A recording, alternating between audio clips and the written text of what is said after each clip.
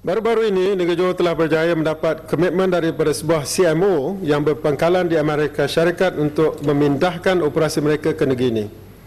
Perpindahan ini akan melibatkan pelaburan bernilai 1 bilion ringgit dan bakal menyediakan peluang pekerjaan kepada 350 rakyat tempatan yang terdiri daripada tenaga mahir lagi profesional.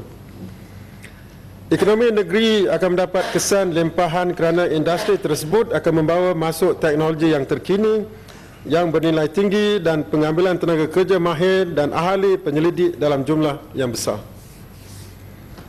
Beberapa langkah proaktif telah dirancang dan dilaksanakan oleh kerajaan negeri melalui perbadanannya, iaitu Perbadanan Bioteknologi dan Biodiversity Negeri Johor ataupun ringkasnya J-Biotech.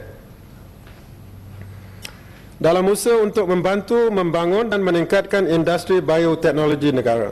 Ini termasuklah perancangan dan strategi berkaitan pembangunan projek-projek pertanian, akuakultur, pemeliharaan biodiversity serta penyelidikan dan pembangunan. Bidang akuakultur adalah salah satu daripada industri yang boleh menyumbang kepada pengeluaran makanan negara. Sistem asuhan dan ternakan ikan marin berasaskan teknologi kitaran semula air dan biosecurity dengan kerjasama Pusat Penyelidikan Ternakan Air Payau, Gelang Patah akan dikomersialisasikan bagi meningkatkan pendapatan pengusaha pertanian. Dalam usaha mengekalkan sumber biodiversiti negara, pihak J-Biotech berusaha untuk mewujudkan inventori spesies flora dan fauna yang terdapat di Taman Negara Endau Rompin. Inventori pertama yang telah dibuat adalah inventori spesies herba yang telah dibukukan dikenali sebagai Khazanah Endau Rompin Herba. Bagi mempelbagaikan produk pertanian, kerajaan negeri telah mewujudkan pusat pengeluaran tanaman makanan pada skala komersial dengan aplikasi bioteknologi bagi memastikan semua hasil pengeluarannya adalah berasaskan kepada organik.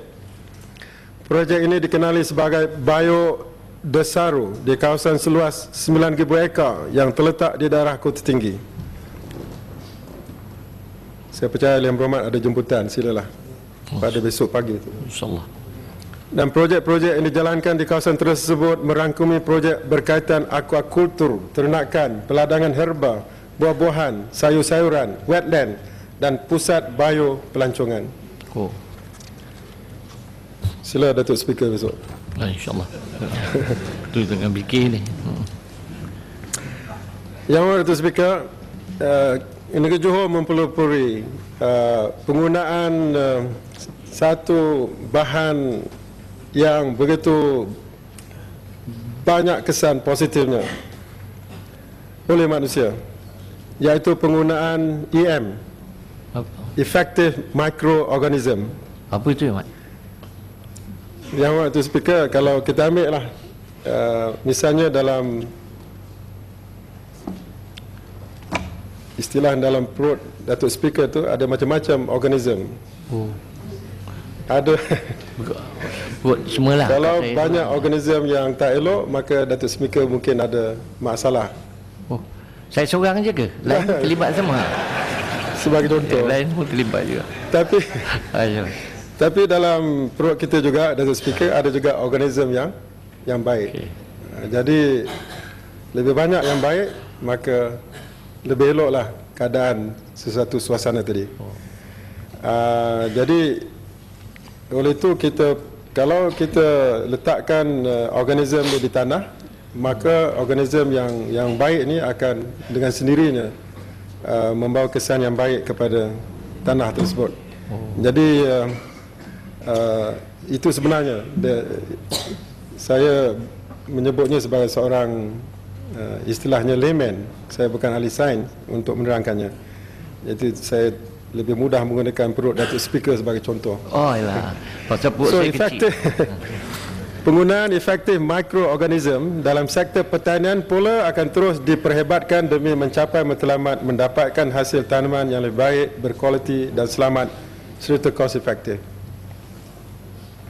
Dan mikroorganism juga, Datuk Speaker, ini pelopor EM Yang Berhormat Datuk Ahmad Zahari. Dia kata di Pantai Lido sekarang ni sudah pun tumbuh macam-macam rumput dan dan hidupan, plankton sekalipun. Oh. Karena kita menggunakan EM ini di sungai-sungai di sebelah darat di Bandar Johor Bahru. Jadi mutu air di Sungai Sigit pun sudah bertambah baik. Jadi lempahan daripada sungai-sungai yang menggunakan EM ini telah pun masuk ke Selat Johor. Itu sebabnya Datuk Speaker boleh nampak, kalau Datuk Speaker memancing mungkin dapat ikan. Kalau Datuk Speaker lalu di situ akan dapat banyak burung-burung, dan selain itu banyak tumbuh-tumbuhan di perairan sepanjang sungai Pantai Lido. Jadi kita dan EM ini boleh digunakan di dapur untuk memastikan bahawa curahan dapur kita tu akan